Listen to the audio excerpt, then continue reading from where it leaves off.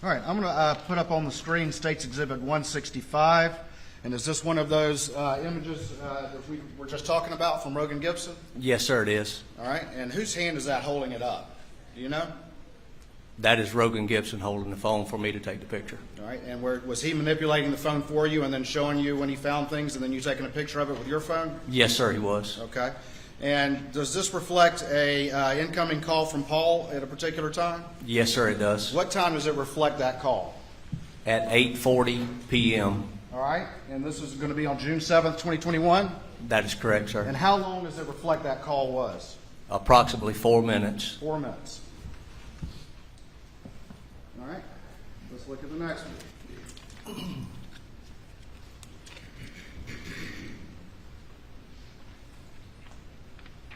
I'm going to publish what's been marked as State's Exhibit 166. And is this another screenshot that Rogan showed you from his communications with Paul Murdaugh that night? Yes, sir, it is. And does it show an incoming call from Paul Murdaugh to Rogan Gibson?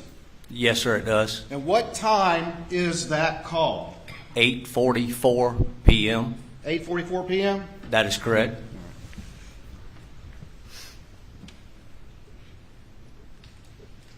I'm going to show you next what's been marked as Exhibit 167 to your testimony.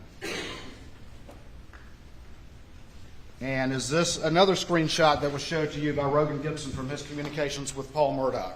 Yes, sir, it is. All right.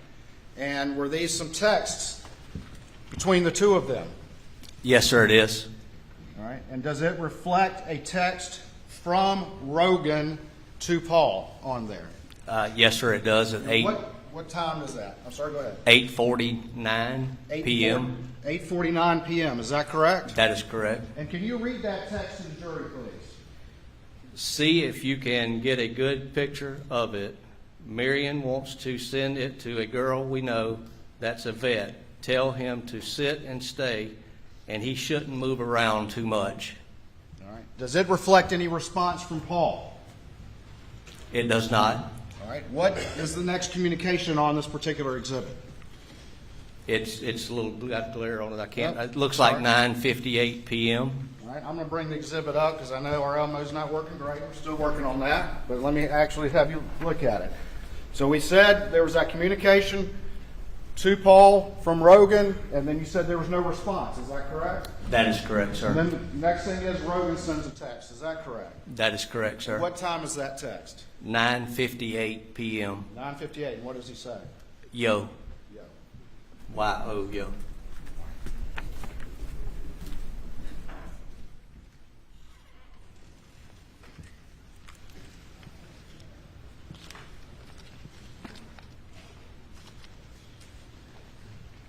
I'm going to put up on the screen State's Exhibit 168. Can you see that all right? Yes, sir. All right. And does this reflect a number of outgoing calls from Rogan to Paul, trying to get him to answer? Yes, sir, it does. Can you tell the jury the times, starting at the bottom, that he's trying to call Paul Murdaugh without an answer? At 9:10 p.m., there's a 2-second outgoing call. At 9:29 p.m., there's a 1-second outgoing call. At 9:42 p.m., there's a 1-second outgoing call. And at 9:57 p.m., there's a 4-second outgoing call. All right. I'm going to put up on the screen State's Exhibit 169. And does this also reflect an outgoing call from Rogan to Paul that is unanswered? Yes, sir, it does. And what time was that? 10:08 p.m. Okay.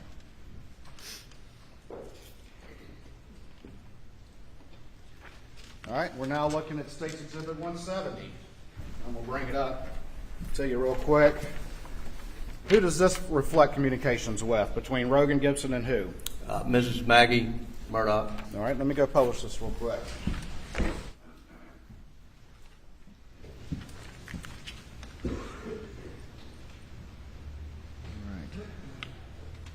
So it's from who?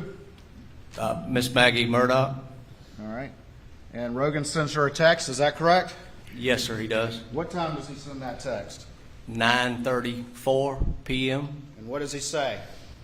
Tell Paul to call me.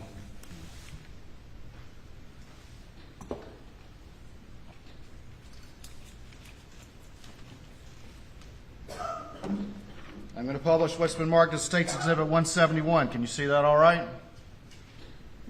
Yes, sir, I can see the times. I can't see the top of it. Okay. Okay, I can All see right. And who are these communications from on Rogan Gibson's phone? it. Mr. Alex Murdaugh. The defendant? That's correct. All right. And were there missed calls from Alex Murdaugh? Yes, sir, it is. And can you tell the jury what times those were? At 10:21 p.m. and at 10:24 p.m. And then finally, State's Exhibit 172. Are these additional missed calls on Rogan's phone? Or outgoing, missed calls? Yes, sir, it's missed calls. And who are they from?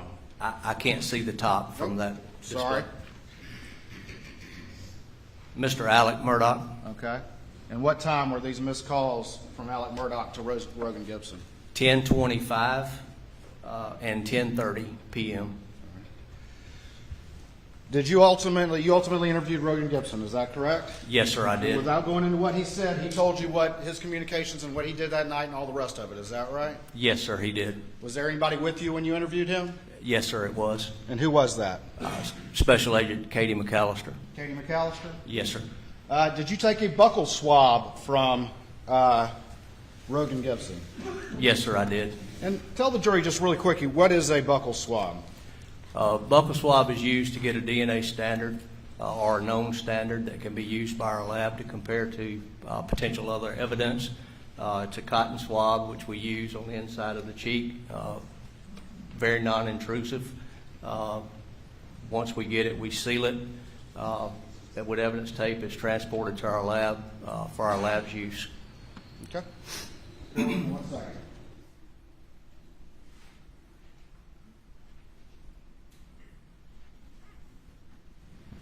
I'm going to show you what's been marked as State's Exhibit 154 and see if you recognize this document.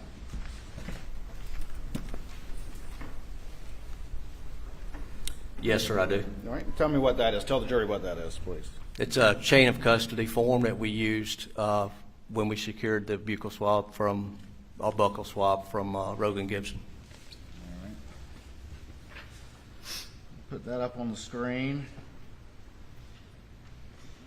And so right there, is that where it says what it is? That's correct, yes, sir. And whose signature is that right there? That is myself. And then whose name and signature is that right there? Melinda Worley, Special Agent Melinda Worley. Okay. All right. After you had that interview with Rogan Gibson, what's the next thing you did in the case to assist the investigation? I went back to the scene where I briefed Senior Special Agent David Owen and the others that was assisting with the investigation. I was asked to go to the residence, the Murdaugh residence, which was down from the kennels. All right. And what was going to be your goal in going to the residence? I went to the residence to secure any firearms or ammunition, spent shell casings of that nature that would be potentially compared to or similar in nature to what was at the scene.